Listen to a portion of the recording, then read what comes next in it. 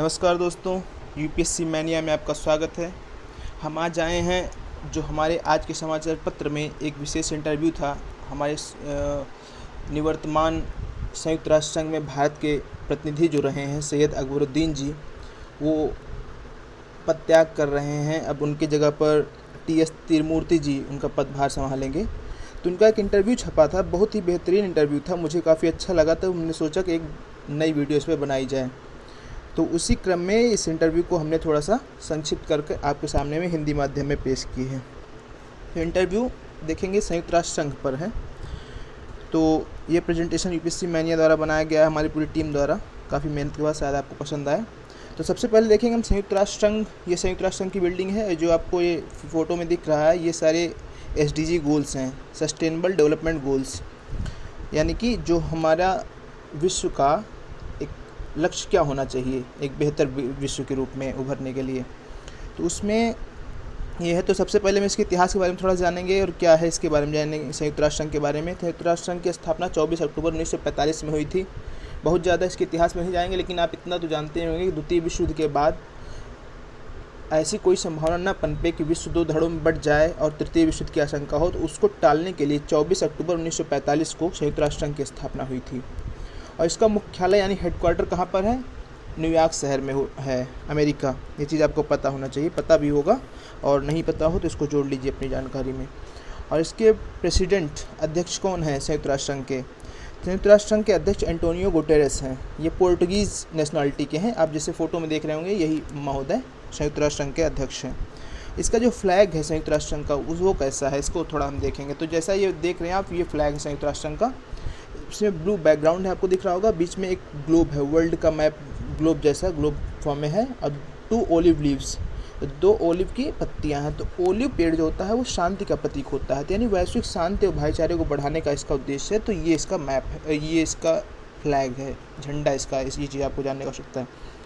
संयुक्त राष्ट्र संघ कौन कौन सी भाषाओं का प्रयोग करता है? तो संयुक्त राष्ट्र संघ 6 भाषाओं का प्रयोग करता है। अरेबिक यानी अरबी, चाइनीज़ यानी चीनी, इंग्लिश यानी अंग्रेजी, फ्रेंच यानी फ्रेंच आप समझ ही रहे हैं, और 5वीं है रशियन, 6ठी है स्पेनिश जो स्पेन में बोली जाती है। इन 6 भाषाओं का प्रयोग करता है। तो ये भी प्रश्न में आ सकता है, इसको आपको ध्यान देने की आवश्यकता है। अगला मुद्दा है जो हम देखेंगे, कितने सदस्य हैं इसमें? तो 193 अस्थायी सदस्य हैं, जिसमें सबसे अंतिम सदस्य जुड़ने वाला दक्षिण सूडान, अफ्रीका महाद्वीप का दक्षिण सूडान देश सबसे अंत में जुड़ा, 193वां देश है। और 2 ऑब्जर्वर स्टेट्स हैं। कौन कौन से ऑब्जर्वर हैं? होली सी और पैलेस्टीन, फिलिस्तीन और होली सी, 2 कंट्री जैसे हैं, ऑब्जर्वर हैं 2, यानी कि सदस्य नहीं है। ये चीज़ आपको ध्यान देने की आवश्यकता है। और जो संयुक्त राष्ट्र संघ है, इसके प्रमुख 6 अंग हैं। सबसे पहला है महासभा, जनरल असेंबली, जिसके सारे देश सदस्य होते हैं। जैसे अपने यहाँ पार्लियामेंट होती है, उसी प्रकार समझ लीजिए कोई मुद्दा जो होता है आम महत्व का मुद्दा, वो सभी लोग मिल के जब, यानी कि जहाँ पर सभी सदस्य देश इकट्ठे होते हैं, 193 देश सभी इकट्ठा होंगे, वो महासभा है। सुरक्षा परिषद, ये एक एक्सक्लूसिव काउंसिल है 15 मेंबर्स की। इसे 5 अस्थायी सदस्य होते हैं और 10 अस्थायी सदस्य होते हैं, जिनका प्रत्येक दूसरे वर्ष चयन होता है। तो 2 वर्ष का कार्यकाल होता है उनका। 10 अस्थायी सदस्य होते हैं। ये सुरक्षा परिषद है। तीसरी है आर्थिक एवं सामाजिक परिषद, इकोनॉमिक एंड सोशल काउंसिल, इकोसॉक बोलते हैं, ये जो आर्थिक और सामाजिक कार्यों को बढ़ावा देती है। विश्व भर में जो भी स्कीमें चलती हैं संयुक्त राष्ट्र संघ की, आपने कई स्कीमें सुनी होंगी। अंतर्राष्ट्रीय न्यायालय, यानी कि जब 2 देशों का आपस में विवाद होगा, कुछ मामला होगा, तो वो अंतर्राष्ट्रीय इंटरनेशनल कोर्ट ऑफ जस्टिस, ये हेग में है।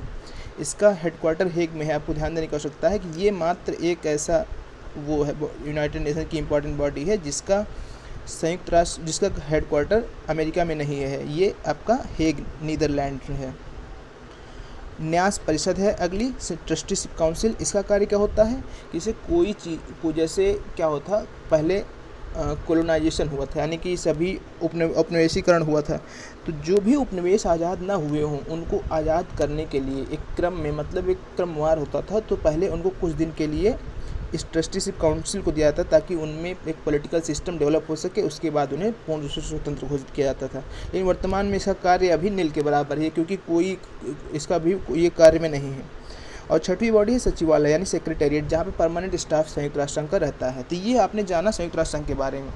अब हम देखेंगे भारत और संयुक्त राष्ट्र संघ, यानी भारत के कैसे संबंध रहे, क्या प्रगति हुई और अभी तक क्या हुआ। तो ये हम देख रहे हैं सैयद अकबरुद्दीन जी की जो तस्वीर है, ये संयुक्त राष्ट्र संघ में भारत के निवर्तमान भारतीय प्रतिनिधि रह चुके हैं। अभी जल्द ही जो है इन्होंने पद त्याग किया और इनकी जगह पर अब टी एस त्रिमूर्ति जी इनका स्थान लेंगे। तो इनसे कुछ प्रश्न और जवाब के रूप में एक समाचार पत्र में आज इनका इंटरव्यू छपा था, तो उसको हमने आपको प्रश्न और उत्तर के रूप में परिवर्तित करके पेश किया है। तो सबसे पहला प्रश्न इनके सामने किया गया कि 2020-21 के लिए जो सुरक्षा परिषद में चुनाव होने जा रहे हैं, ऐसे में भारत की प्राथमिकताएं क्या होंगी। तो अभी हाल में चुनाव होने वाले हैं, तो भारत की प्राथमिकताएं क्या होंगी यदि वो सुरक्षा परिषद में अस्थायी सदस्यता के लिए चुना जाता है। तो इन्होंने बताया कि ग्लोबल कॉमन्स का होते हैं कि जिसपे किसी देश विशेष का अधिकार नहीं होता है, बल्कि सभी देशों का समान अधिकार होता है। जैसे उदाहरण तौर पे देखिए अंटार्कटिका, जो अंटार्कटिका महाद्वीप है, उसको किसी देश का अधिकार नहीं है, उस पर कोई भी देश जाके रिसर्च कर सकता है, कोई खोज कर सकता है, जो भी चाहे वो उसका उपयोग कर सकता है रिसर्च इसके पर्पज से। दूसरा पब्लिक हेल्थ रहेगा भारत का मुद्दा।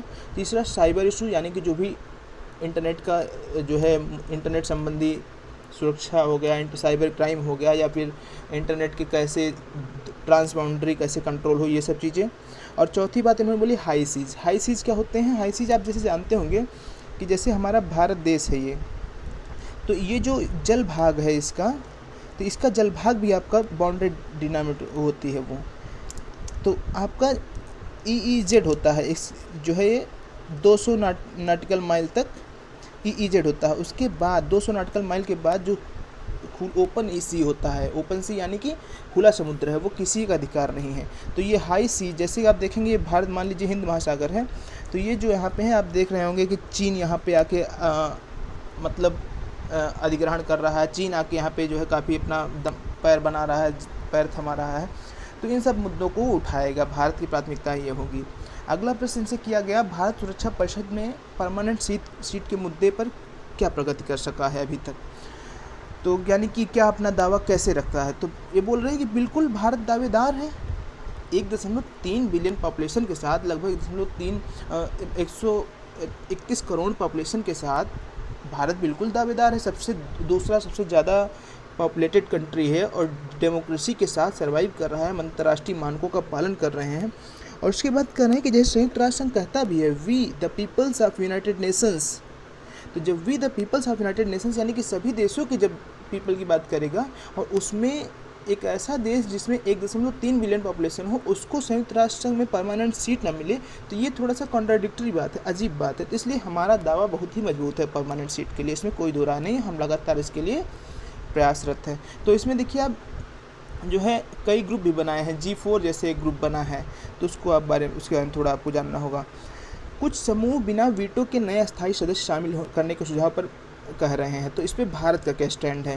तो यानी कि जैसे जो कुछ समूह ये भी कह रहे हैं जो उसमें सुरक्षा परिषद में सुधार की बात की जा रही है। सुरक्षा परिषद जैसे हमने देखा था उसमें कितना था, 5 अस्थायी प्लस 10 अस्थायी थे।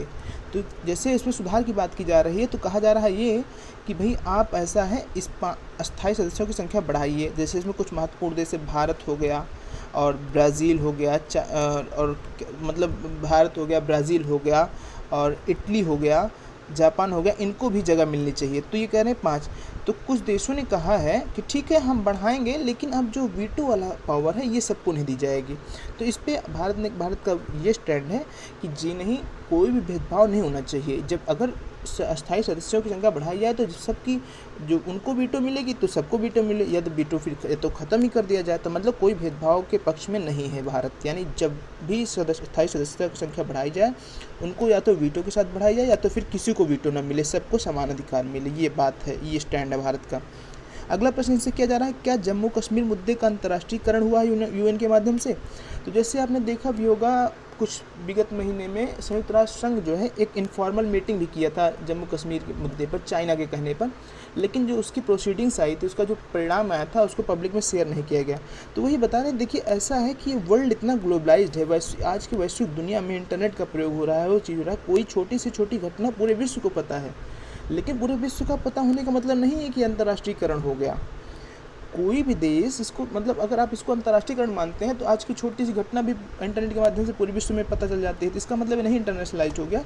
और वर्तमान समय में देखिए हम संप्रभु हैं, भारत एक संप्रभु देश है और भारत को पता है क्या उचित अनुचित है, और जो वो उसको बेहित में हो वो करना जानता है। भारत अपने बेहतर के लिए करना जानता है, ये संप्रभु देश है, तो इसलिए कह रहे हैं कि अंतर्राष्ट्रीयकरण नहीं हुआ है, क्योंकि देखिए इनफॉर्मल टॉक का कोई मतलब नहीं होता है और उसका जो परिणाम आया वो भी पब्लिक में शेयर नहीं किया गया, तो इससे कोई प्रभाव नहीं पड़ता, ना कोई भारत पर दबाव है। अब इन्होंने कहा कि भारत बहुपक्षीय माध्यम से कोविड से लड़ रहा है। आपको नहीं लगता कि बहुपक्षीय माध्यम की प्रासंगिकता कम हो रही है? तो इसमें दो विचारों की बात की गई है, बहुपक्षीय और बहुपक्षीय, प्लूरिलैटरल वर्सेस मल्टीलैटरल।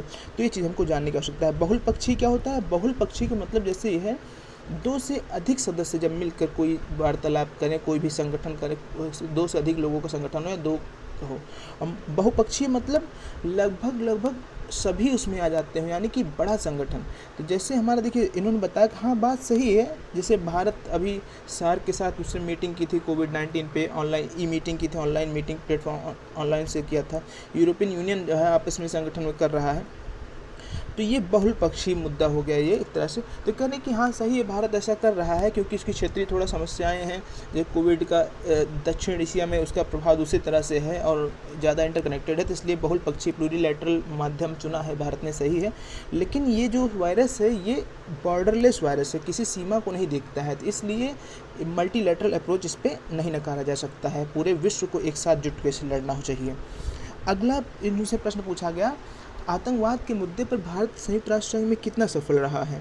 तो इन्होंने बताया कि देखिए हमने 1996 में ही comprehensive convention on international terrorism CCIT लाया था। तो चूँकि हमने बहुत प्रयास किया, लेकिन अभी ये कन्वेंशन तो प्रयोग में नहीं आ चुका है, ना भी संयुक्त राष्ट्र संघ की संस्कृति से नहीं मिली है। लेकिन भले ही डायरेक्ट रूप से इस कन्वेंशन को प्रत्यक्ष संस्कृति न मिली हो, लेकिन इसी से प्रेरणा लेते हुए कई कन्वेंशंस आए हैं। जैसे आपका एक टेररिज्म फाइनेंसिंग, आतंकवाद वित्त पोषण पे है, यानी कोई देश जो भी आतंकवाद का वित्त पोषण करेगा उसका बहिष्कार किया जाएगा।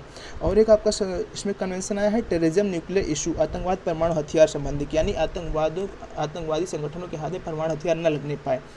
तो ये सब जो भी कन्वेंशंस हैं कहीं न कहीं comprehensive convention on international terrorism जो कि इंडिया द्वारा जो है प्रपोज किया गया है उसी से प्रेरित है। तो ये चीज़ है। तो क्या हमने आज इतना प्रयास किया है, जैसे कि आप देखे भी कि आपने मसूद अजहर को जो है आतंकवादी घोषित कर दिया जो है संयुक्त राष्ट्र संघ ने, और अमेरिका ने भी स्वीकार कर लिया।